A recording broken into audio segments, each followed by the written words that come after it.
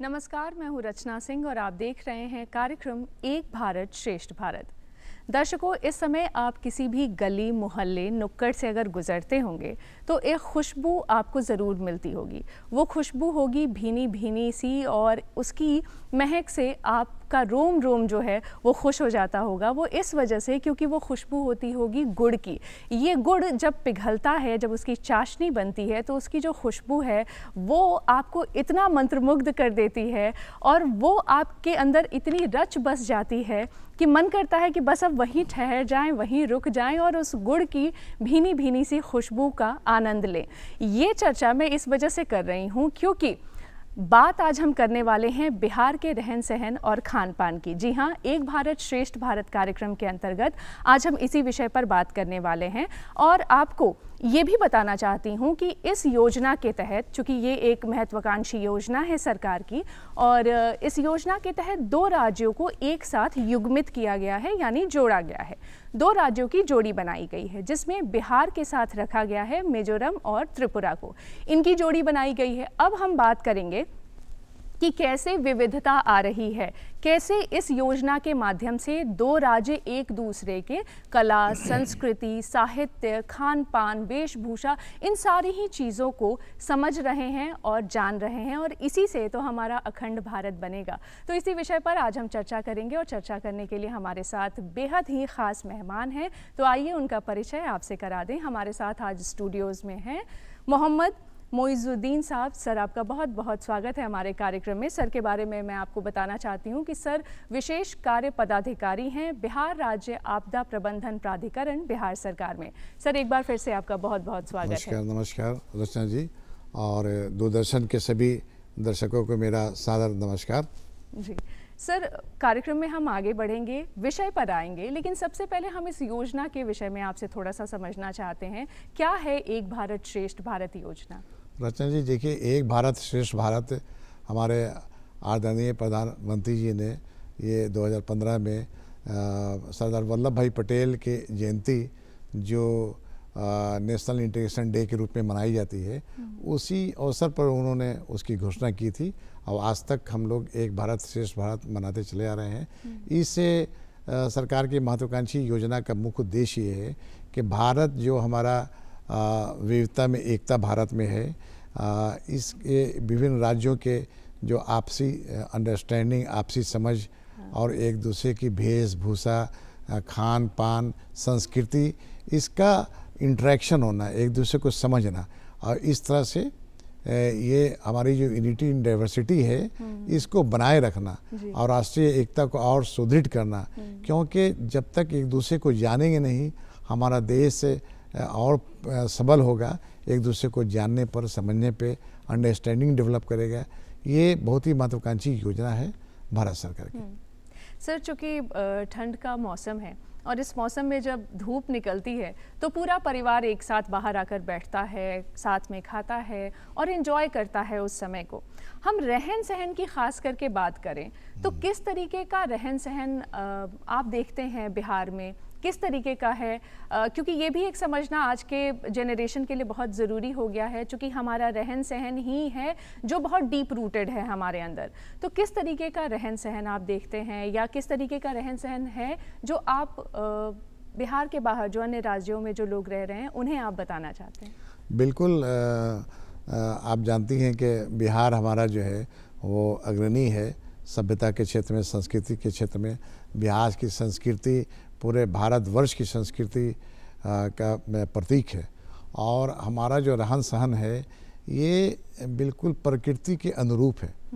बिहार के लोगों की वेशभूषा, हमारी जो ये हमारा कुर्ता, हमारी धोती है ना, ये हमारी जो आज भी ग्रामीण क्षेत्र में आप जाएंगी है ना, चूँकि भारत गांव का देश है, गांव में ही इसकी आत्मा है। तो ग्रामीण क्षेत्र में आज भी जाएंगी यहाँ पे तो हमारे बिहार के वासी कुर्ता और धोती में नज़र आएंगे। हमारी जो वेशभूषा, ऐसा नहीं है कि हमने दूसरे राज्यों की चीज़ों को नहीं लिया है, हमने दूसरे संस्कृति को भी अडॉप्ट किया है, दूसरे राज्यों की जो वेशभूषा है उसको भी अडॉप्ट किया है। आज हमारे यहाँ पैंट शर्ट और विभिन्न प्रकार के वेशभूषा हम लोगों ने अडॉप्ट किया है। तो ये एक जो हमारी सभ्यता की बहुरंग है ना, ये इसकी छटा देखने को आती है। और हमारा रहन सहन प्रकृति के अनुसार है, विभिन्न ऋतु के अनुसार है। और उसी प्रकार हम लोग बिहारवासी बहुत ही एकता के साथ और एक संदेश दे रहे हैं पूरे देश को कि हमें विभिन्नता में भी एकता बनाए रखे हुए हैं। इसमें अग्रणी भूमिका है बिहार की। सर, अगर हम बात खान पान की करें तो बिहार के पारंपरिक पान की क्या विशेषता आप बताना चाहते हैं हमारे दर्शकों को? बिल्कुल सही कहा आपने। खान पान का नाम आते ही मुंह में पानी आ जाता है, ख़ास के बिहार के व्यंजन की। और ये जाड़े का मौसम है ना, तो आप देखेंगे कि हमारे यहाँ बिहार के व्यंजन में लिट्टी चोखा ये काफ़ी लोकप्रिय है। और बिहार में नहीं, अब तो पूरे देश में और विदेशों में भी बिहार की लिट्टी चोखा व्यंजन की धूम है ना। और बड़ा चाव से लोग खाते हैं, है ना। तो लिट्टी चोखा, दाल भात चोखा, है ना। इस तरह से हमारे यहाँ का खाजा है, हमारे यहाँ का मखाना है ना, जिस पे जीआई टैग है ना। तो खाजा, मखाना, लिट्टी चोखा, दाल भात, है ना, ये जो बेसन की कढ़ी है ना, इस तरह के अनेक प्रकार के जो व्यंजन हमारे यहाँ हैं, वो बिहार के व्यंजन पूरे देश में प्रसिद्ध है। और बड़े चाव से विदेशों में भी इसे इस्तेमाल किया जा रहा है। काफ़ी पौष्टिक है, प्लस ऋतु के अनुरूप है जी। अभी जाड़े का मौसम है तो दाल का पीठा बहुत फेमस है ना। तो ये ऋतु के अनुरूप है, जो हमारे शरीर को गर्म रखता है, स्वस्थ रखता है। और सबसे बड़ी बात यह है बिहार के व्यंजन की विशेषता कि यहाँ जो हम उपजाते हैं उसी में बिहार का जो स्वाद देते हैं, जो ज़बरदस्त स्वाद रहता है ना। और उसके लिए कोई शेफ की आवश्यकता नहीं है। यहाँ की महिलाएं, यहाँ के पुरुष खाना बनाने में काफ़ी शौकीन हैं और बहुत ही स्वादिष्ट भोजन बिहार के व्यंजन को परोसते हैं। और शाम होते ही सर लिट्टी के लिए वो आग जलाने का पूरा काम पुरुष करते हैं। महिलाएं लिट्टी जो हैं वो भर रही होती हैं और पुरुष जो है उन्हें सेक रहे होते हैं। वो वाकई कितना खूबसूरत है। और वो पूरा माहौल जब हम सोचते हैं तो हमें इतना आनंद आता है उसके बारे में सोचकर। बिल्कुल। एक और सवाल है सर जो मेरे मन में आ रहा है कि पर्व त्योहार के साथ खान पान को हम कैसे जोड़ते हैं और कैसे आप उसे देखते हैं? देखिए रचना जी, असल ये जो पर्व त्यौहार है ये हमारे जो जीवन में रस भर देता है। अगर पर्व त्यौहार ना हो तो निरस्ता ही निरस्ता है। इसलिए भाग दौड़ की ज़िंदगी में जब बीच में पर्व त्यौहार आते हैं तो मोनोटोनी ब्रेक हो जाती है। तो मोनोटोनी ब्रेक हो जाता है। और आप देखेंगे कि होली के समय हमारा मालपुआ भी देखिए बिहार का एक प्रसिद्ध व्यंजन है। तो होली के समय मालपुआ बनता है ना। आप देखेंगे छठ के समय ठेकुआ बनता है, ये भी हमारा विशिष्ट व्यंजन है। इस तरह से ईद के दौरान आप देखेंगे सेवैयाँ लोग खाते हैं, सेवैयाँ खिलाते हैं मेहमानों को। इस तरह से ये जो विभिन्न पर्व त्यौहार में व्यंजन विभिन्न प्रकार के व्यंजन परोसे जाते हैं, ये बड़ा स्वादिष्ट होते हैं। और एक जिस तरह से यूनिटी इन डाइवर्सिटी है, उसी तरह व्यंजन में भी डाइवर्सिटी है। और सारे विभिन्न प्रकार के व्यंजन, विभिन्न प्रकार के पर्व त्यौहार से जुड़े हुए व्यंजन हैं। इसको सारे बच्चे, पुरुष, महिला, बुजुर्ग बहुत इसको एंजॉय करते हैं और यही हमारी विशेषता है। सर, खान पान में क्षेत्रीय विविधता का कितना प्रभाव पड़ता है? क्षेत्रीय विविधता का बहुत प्रभाव है। अभी आप देखेंगे कि मखाना का हमारे जीआई टैगिंग हो गया है, जर्दालू आम का जीआई टैगिंग हो गया है, खाजा का जीआई टैगिंग हो गया है। इस तरह से ये जो है जीआई टैगिंग के बाद ये हमारे व्यंजन अब पूरे देश में और देश से बाहर अंतर्राष्ट्रीय स्तर पर इनकी पहचान बन गई है। और सर जीआई टैग के बारे में भी थोड़ा सा ज़रूर हमारे दर्शकों को बताइएगा। देखिए, जीआई टैग जो है वो ऐसा है कि हर विशिष्ट क्षेत्र से जो उनके प्रोडक्शन होते हैं, जो उनकी विशेषताएं हैं, जो उन्होंने ही इसका आविष्कार किया है, जो उन्होंने ही उसको बनाया है, श्रेय उन्हीं को जाता है। इस तरह से एक प्रोविज़न रखा गया है गवर्नमेंट के लेवल से, ऑर्गेनाइजेशन के लेवल से, कि उसको जब जीआई टैग दे देते हैं, इसका मतलब ये हुआ कि वो विशेष स्थान की चीज़ें हैं, उनका ही उस पर अधिकार है, उसका डुप्लीकेसी नहीं होगा। और ये उससे उस स्थान की भी पहचान और उसका स्थान की संस्कृति, उनके रहन सहन, उनके व्यंजन, सभी की पहचान होती है, उनके संस्कृति की पहचान होती है। इसलिए जीआई टैग से हमें पूरे जो हमारा पूरा वर्ल्ड है, पूरी विश्व है ना, ये सब एक, जो कहते हैं ना कि पूरा वर्ल्ड एक गांव है, एक शहर है, एक ग्लोबल विलेज है ना, ये कंसेप्ट है ना। जी सर, एक और बात समझना चाहते हैं कि जब हम आधुनिकता की तरफ बढ़ रहे हैं तो बिहार के खान पान की अगर हम चर्चा भी कर रहे हैं, वो कैसे आधुनिक हो रहा है और कैसे समय के साथ बदल रहा है? देखिए रचना जी, क्योंकि अब हम फास्ट फूड पर आ गए हैं। यस, आधुनिकता का सवाल, हाँ हमारे यहाँ फास्ट फूड है। बिहार में हमारे सत्तू जो है वो फास्ट फूड है। सत्तू का घोल बना के, नींबू का रस डाल के, प्याज की कुछ टुकड़े डाल करके, हरी मिर्च डाल करके वो घोल बनता है सत्तू का, पूरे गर्मियों में मिलता है। हाँ। और उससे पेट भी ठंडा रहता है और उसमें पौष्टिकता भी अधिक है। इस तरह से चना का घुघनी बनता है, ये भी हमारा फास्ट फूड है। तो ये आधुनिकता का मतलब ये नहीं हुआ कि हमारी जो चीज़ें हैं उसको हम भूल जाएं। हम बाहर की चीज़ों को, वो नेचुरल है, वो तो एडॉप्ट करेंगे, लेकिन आवश्यकता इस बात की है कि घरों में जिस तरह से हमारी माता जी ने, हमारी दादी जी ने जिस तरह से घर में बना के खिलाया फास्ट फूड को, घुगनी है, कचरी है, पकौड़ा है, हाँ चूड़ा है, ये सारी चीज़ें जो हैं आज भी हमारे घरों में, सबके घरों में ये फास्ट फूड के रूप में उपयोग किया जाता है। अब बच्चों को जब इसको खिलाया जाता है तो बच्चे भी बड़ा आनंदित होते हैं, है ना। तो आधुनिकता कभी भी हमारी संस्कृति को बाधक नहीं हो सकती है। संस्कृति जो है हमेशा प्रगतिशील है, और संस्कृति का विकास तभी होगा जब हम कई संस्कृतियों का मिलन करें, उसमें सामंजस्य करें। अब भारत की संस्कृति में ये गुण है एडॉप्ट करने की। वो बहुत लचीला है, बहुत लचीला है, बहुत लचीला है। सर, बिहार के खान पान को अगर राष्ट्रीय और अंतर्राष्ट्रीय स्तर पर पहचान दिलाने की जब बात होती है तो कौन कौन सी ऐसी चीज़ें हैं जिस पर काम करने की ज़रूरत है, व्यक्ति विशेष को भी और सरकार को भी? देखिए, अभी जो है सरकार के स्तर पे भी बहुत सारी योजनाएं हैं और बहुत सारा आयोजन होता है। प्रत्येक राज्य में राष्ट्रीय स्तर पे भी आयोजन होता है।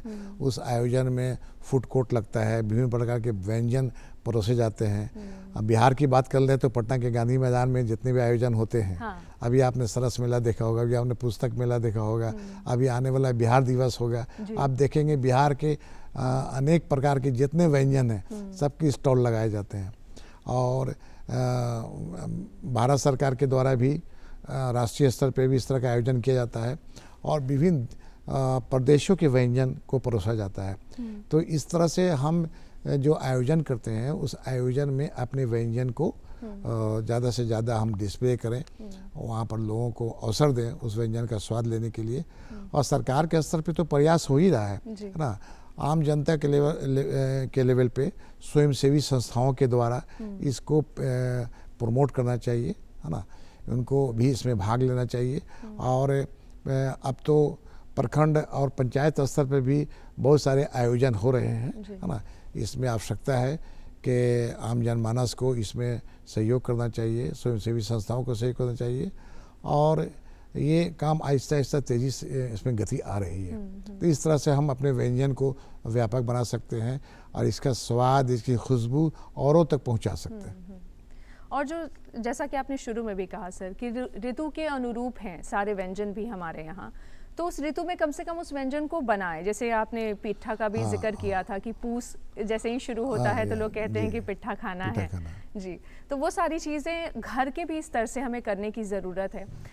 एक और बात मैं जानना चाहती हूँ सर कि बिहार से बाहर का कोई भी है, जैसे हमने कहा कि त्रिपुरा और मिजोरम के साथ हमारी जोड़ी बनाई गई है, अगर वहाँ से कुछ लोग यहाँ आते हैं तो उन्हें कौन कौन से ऐसे व्यंजन हैं जो चखने चाहिए हैं, जिसका स्वाद उन्हें यहाँ से लेकर जाना चाहिए? देखिए रचना जी, मैं बताऊं कि बिहार में जब भी लोग आते हैं, बिहार के व्यंजन इतने प्रसिद्ध हैं कि बाहर के लोग स्वयं जानते हैं। वो आते के साथ ही लिट्टी चोखा की तलाश करने लगते हैं। आप जानती हैं कि बड़े बड़े फिल्मी स्टार यहाँ आए तो उन्होंने आके बेली रोड पर जो लिट्टी चोखा की मशहूर दुकानें सब हैं वहाँ उन्होंने सड़क के किनारे लिट्टी चोखा का आनंद लिया। इस तरह से जब भी, और पिछले दिनों नॉर्थ ईस्ट से भी लोग आए थे, असम से आए थे, मिज़ोरम से आए थे, त्रिपुरा से आए थे, और बिहार ने आयोजन किया था। और यहाँ पर लोग लिट्टी चोखा की बहुत डिमांड है यहाँ की, है ना।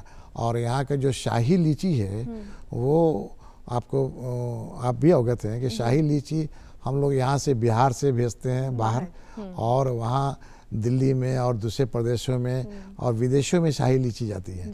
तो इस तरह से जब बिहार में जब भी आगमन होता है तो व्यंजन का लोग लुत्फ उठाते हैं। और मुख्य रूप से यहाँ का खाजा, जर्दालू आम और लिट्टी चोखा जैसे मैंने बताया, है ना, इसका व्यंजन का उपयोग करते हैं। आपके यहाँ की जलेबी, यहाँ का मनेर का लड्डू, है ना, ये सारी प्रसिद्ध हैं। और मैं व्यक्तिगत रूप से आपको बता रहा हूँ कि मेरे एक मित्र हैं बंगाल में, वो यहाँ का रसगुल्ला जो है वो मंगाते हैं। अच्छा। तो मैं जब कहता हूँ कि बंगाल तो रसगुल्ला के लिए प्रसिद्ध है, आप पटना से रसगुल्ला मंगा रहे हैं, बोले नहीं, एक विशेष दुकान है, मैं नाम लेना नहीं चाह रहा हूँ, लेकिन वहाँ से वो कहते हैं कि वहाँ का रसगुल्ला बंगाल से भी बेहतर है। इसलिए बिहार में व्यंजन की कमी नहीं है। और बिहार जो है वो अतिथियों के सत्कार के लिए सदैव जाना जाता है। यहाँ के लोग बहुत ही अतिथियों का स्वागत और सत्कार करते हैं। पूरे विश्व में बिहार इसके लिए प्रसिद्ध है। और अतिथि देवो भव की जो ये पूरी परिकल्पना है सर, उसमें अगर कोई बिहार आता है तो सबसे पहले जो हमारे यहाँ जो प्रचलन है उसमें तो गुड़ और पानी, इसी से हम स्वागत भी करते हैं। बिल्कुल। तो बिना मीठे के तो हम स्वागत भी नहीं करते, और जब तक हम मीठा अंत में ना खिलाएं तो खाना भी हमारा पूरा नहीं होता है। आज भी हर घर में, मैं स्वयं भी, हर घर में लोग खाना खाने के बाद मीठा जरूर खाते हैं, और मीठा में गुड़ सबसे ज़्यादा पसंद करते हैं। तो ये हमारे यहाँ गन्ना का प्रोडक्शन भी प्रचुर मात्रा में होता है, जिससे गुड़ बनता है। इसलिए गुड़ की जो खुशबू है, ये जो खुशबू जो है अभी जाड़े के दिनों में, इस खुशबू से, और देखिए इसी में मैं तिलकुट जाड़े के दिनों में काफ़ी प्रसिद्ध है। यहाँ का तिलकुट, है ना, गया का तिलकुट काफ़ी प्रसिद्ध है यहाँ। और अब तो हर शहरों में तिलकुट बनता है। और बहुत सारी चीज़ें हैं रचना जी जो बिहार की विशेषता है। जैसे हरा चना जो है, वो चना तो सब जगह मिलेगा, लेकिन हरा चना बिहार में ही मिलता है। और बिहार के लोग हरा चना की घुंगनी, हरे चने का हलवा, हरे चने का कचरी, हाँ, पकौड़ा, डिफ, विभिन्न प्रकार से इसका उपयोग किया जाता है।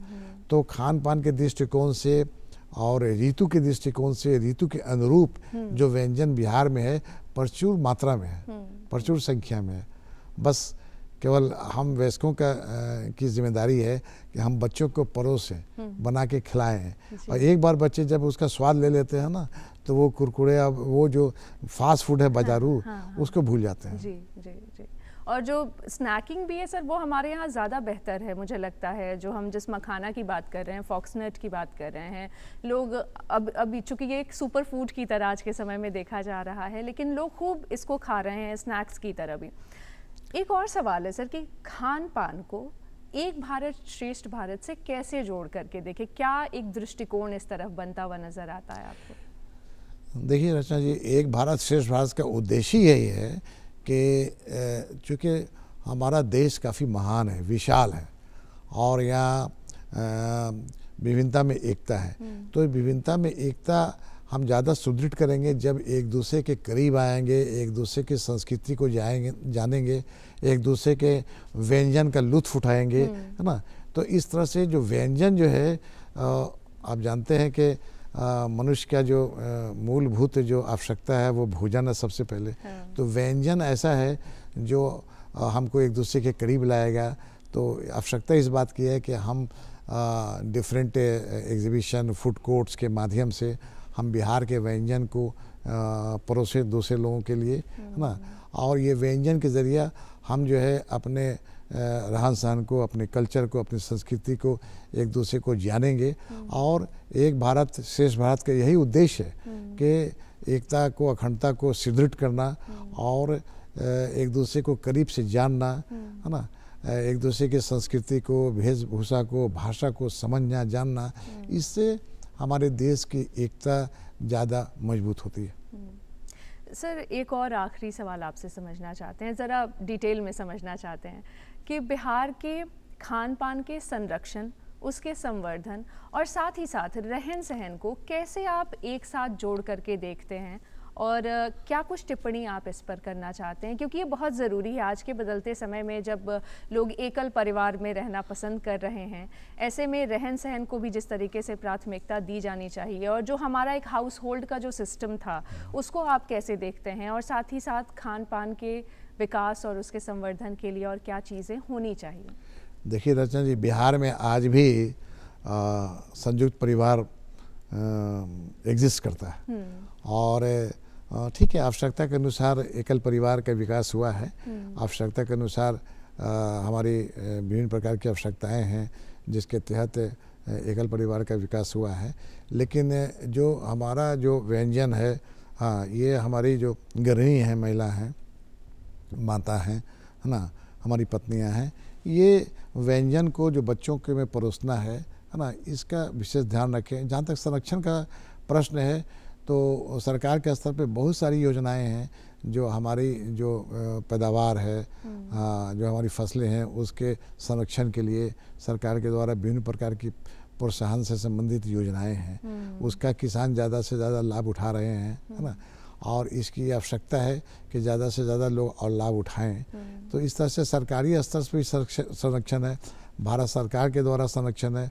और आपको ये जानकर खुशी होगी कि ये मखाना जो है ये पूरे वर्ल्ड में एक्सपोर्ट बिहार से ही होता है। बिहार का मखाना, हमारे उत्तरी बिहार का मखाना, मधुबनी का, दरभंगा का मखाना पूरे वर्ल्ड में प्रसिद्ध है। तो इस तरह से सरकार के द्वारा भी इसमें एक्सपोर्ट में सपोर्ट किया जा रहा है, और उद्योग भी लगाने और की चर्चा उद्योग लगाने की है। हमारे जो खाद्य ये जो प्रसंस्करण है, ये उससे रिलेटेड इंडस्ट्री कायम हो रही है। विभिन्न प्रकार के औद्योगिक घराने को यहाँ पर इनवाइट किया जा रहा है। हाल में कई सम्मेलन हुए हैं, है ना, और अब जो है वो इंडस्ट्री, फूड बेस्ड जो इंडस्ट्री है वो नॉर्थ बिहार में इसका बहुत स्कोप है। एग्रीकल्चर बेस्ड इंडस्ट्री का बहुत स्कोप है, क्योंकि बिहार जो है वो कृषि प्रधान राज्य है, इसलिए एग्रीकल्चर बेस्ड इंडस्ट्री कायम हो रही है। लोग उसके लिए सरकार ज़मीन दे रही है, सरकार विभिन्न प्रकार के का अनुदान दे रही है ना। सरकार जो है सिंगल विंडो सिस्टम पे काम कर रही है कि हैसल फ्री हो, ज़्यादा कोई कठिनाई नहीं हो, और सरकार स्वागत कर रही है सारे ऐसे उद्यमियों का। लोग आ भी रहे हैं, और वो इस तरह से फूड बेस्ड इंडस्ट्री, है ना, वो कायम हो रही है। सर, आप हमारे कार्यक्रम में आए, हमारे दर्शकों को आपने इतनी अच्छी जानकारी दी बिहार के रहन सहन और उसके खान पान के विषय में, इसके लिए आपका बहुत बहुत धन्यवाद। बहुत बहुत धन्यवाद, दूरदर्शन का भी बहुत बहुत धन्यवाद, सभी दर्शकों का धन्यवाद। जी हाँ, तो अभी हम बात कर रहे थे मोहम्मद मोइजुद्दीन साहब से, जो कि विशेष कार्य पदाधिकारी हैं बिहार राज्य आपदा प्रबंधन प्राधिकरण बिहार सरकार में। और जैसा कि सर अभी आपको बता रहे थे कि हम जिस सुपर फूड की आज के समय में चर्चा कर रहे हैं, जिसमें मखाना, फॉक्सनट की चर्चा सबसे ज़्यादा हो रही है, सत्तू और उसके साथ ही साथ चूड़ा, ये ऐसी चीज़ें हैं जो बिहार के मूल से जुड़ी हुई हैं, जो बहुत डीप रूटेड हैं हमारे अंदर। कोशिश बस अब यही करनी है कि जो आपके घर में बच्चे हैं उन्हें बस जागरूक करना है इस तरफ, उन्हें इसका स्वाद चखाना है, ताकि वो भी बिहार की संस्कृति से, बिहार के खान पान से और रहन सहन से जुड़ कर रहें। कार्यक्रम देखने के लिए बहुत बहुत धन्यवाद। नमस्कार।